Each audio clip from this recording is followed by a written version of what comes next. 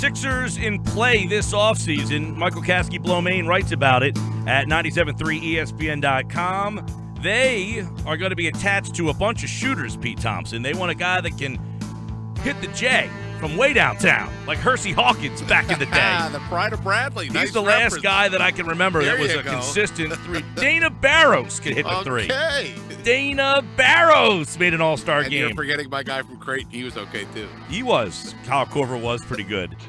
How about Dana Barros scored 50? Iverson. That didn't hurt. Yeah, you think Kyle found himself open outside the arc when Iverson's streaking down the court? Where's defense going to go? I remember the game Barros went for 50. Is that right? Oh, yeah. Look that game up. Go ahead. Okay. Put that in your genie box. Dana Barros, 50. Okay. Torched, I think, I don't know. My two guesses are Phoenix or Boston. Maybe Michael Kaskey-Blomain will know. He joins us now on the Sports Bash 97.3 ESPN. What's going on, Michael? Not too much, Mike. How you guys doing? Remember that Dana Barros 50-point performance? Yeah, man. Number 3 before Iverson on the Sixers.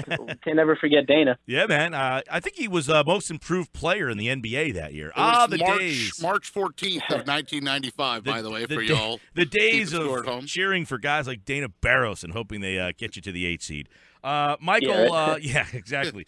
Michael, over at 97.3 ESPN.com, you've thrown out a couple of names, sources telling you the Sixers going to kick the tires on Ben McLemore. Now, he's an interesting guy, was a lottery pick, and just hasn't really worked out, although his 38% from beyond the arc would be the highest three-point percentage on the Sixers if he came here. Yeah, definitely, Mike. I think it's, it almost just makes sense for them to, do their due diligence on a player like that was, like you said, the 7th pick in the 2013 draft just a couple years ago. And, coming out of college had a skill set that projected, really favorably to today's NBA. He has, good size for a wing player, athletic, and can spread the floor. He's, a career 35% shooter from three, but like you said, he was 38% last season. He's improved, from three-point range in every season since he's been in the league. And he, the age he is kind of, would mesh well with the Sixers core. And it just seems like, a lot of people, obviously, he's been underwhelming. So a lot of people throughout the league are, somewhat down on him. And he could be a guy that is a potentially, a buy low candidate, reasonably cheap price for a guy that you could kind of take a flyer on that could still pan out to be, a half decent and productive player. There's a couple theories that we were throwing around. Michael Carter-Williams, who had his 2 best seasons in Philly and then has bounced around, kind of regressed, I guess you could say, and might not even be in the league coming into this year. He's going to be a free agent. Do you credit the Sixers player development for him having 2 good years, and then the other teams that he's gone to, maybe they didn't work with him enough? Or, there's some people that have suggested that him being in Philly and being in a losing situation may have factored into why he hasn't had a success, that maybe if he didn't start his career in Philly, that he would have been more, productive. No, I don't buy that at all. I mean, he's had 2 opportunities since Philadelphia to prove, that he's even a capable role player in the league. And, both the Bucks and Bulls have given up on him at this point. I think I think the Sixers player development over the past few years honestly deserves a lot of credit. And I think that's some of the reason that they could potentially be interested in McLemore.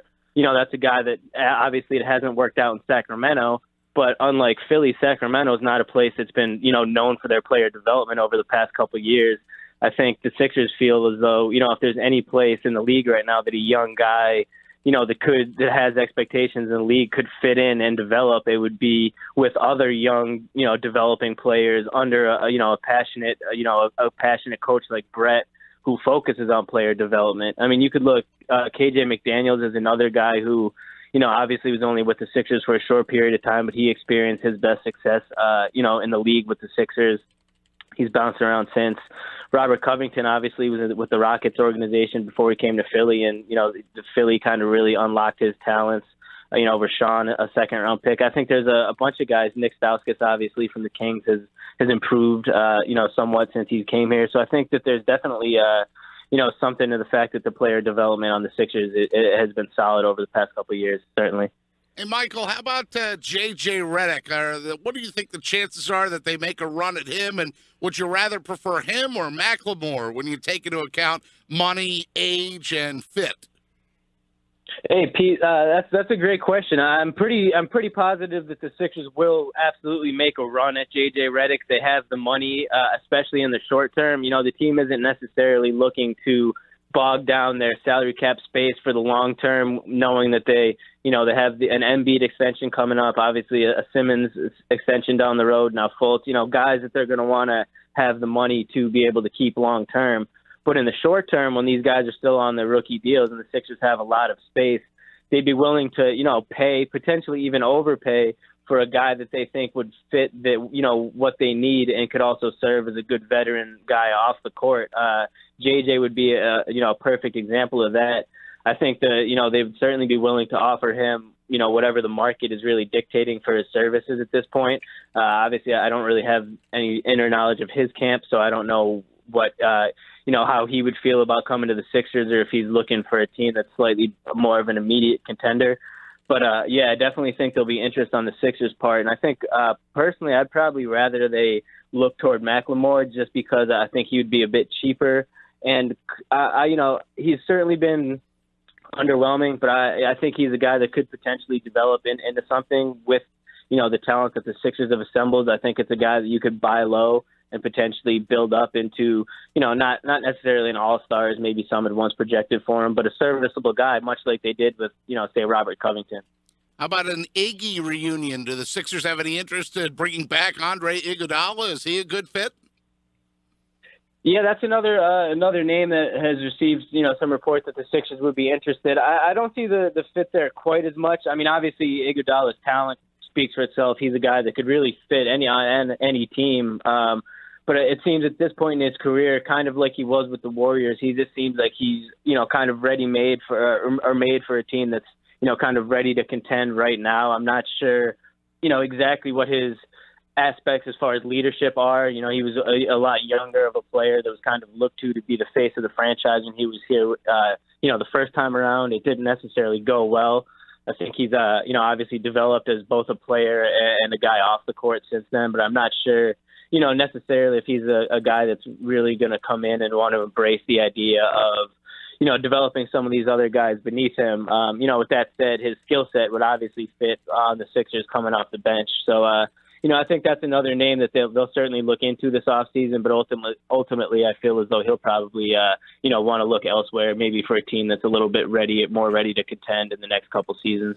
How about some of those reports out there that Carmelo Anthony would consider either Washington or Philadelphia if he got bought out? Is that still in play? I mean, it's hard to figure out what's going on with the Knicks. That Melo thing changes, That Melo thing changes pretty frequently here. Yeah, the Melo story seems to be like a daily soap opera almost. There's new plot twist every day. I think it was always a long shot. I don't think that his desire to come to Philly from the reports that were out there was strictly based off its proximity to New York City, where obviously he has his family, his wife and his kid, and the situation going on with his off court life. So I think that was kind of just a report that he would be willing to consider those cities in order to kind of stay close. I don't think that that's something that, really ever gained too much steam. I don't think the Sixers, not that they wouldn't necessarily want Carmelo if the opportunity presented itself, but I don't think that they are, moving things around or going out of their way to try to make a situation like that happen. So it seems, that particular report seems as though it would be a long shot. Yeah, another name you mentioned in the article at 97.3 ESPN.com. We're talking with Michael Kaskey-Blomain, our Sixers insider, and is Patty Mills, another guy out there. So obviously shooters is the direction that they're looking at, it seems like, in free agency.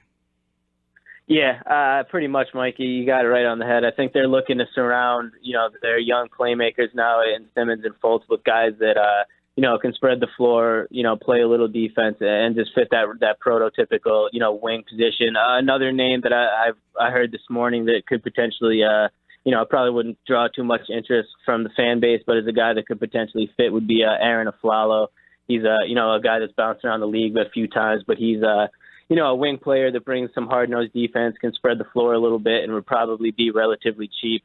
So, basically, I think that, the Sixers would probably look at a couple other guys. There's Serge Ibaka is hitting free agency, and he would potentially pair, pretty nicely next to Joel. Maybe they would look at that. But I think the overriding theme of their free agency is going to be veteran shooters. That's the vibe I'm getting, is that they're, basically looking hard at anyone that can really spread the floor for the young guys that get their feet wet. What about an Ersan Ilyasova reunion? Is that a possibility? I've seen a lot of people talk about that.